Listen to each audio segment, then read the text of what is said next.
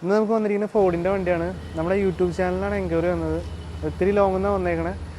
ഈ വണ്ടി കുറച്ച് പഴക്കമായിട്ടുള്ള ലുക്കുകളുണ്ട്. അപ്പോൾ നമ്മൾ റെനോവേറ്റ് ചെയ്ത് പുതിയ ലുക്കിലേക്ക് വരികയാണ്. അതിൻ്റെ ഇൻറ്റീരിയറും അതുപോലെ ഓഡിയോ സിസ്റ്റം, ആൻഡ്രോയിഡ് അങ്ങനെയൊക്കെ ഒത്തിരി വർക്കുകളുണ്ട്. അത് എന്തൊക്കെയാണ് നമുക്ക് പതുക്കെ നോക്കാം.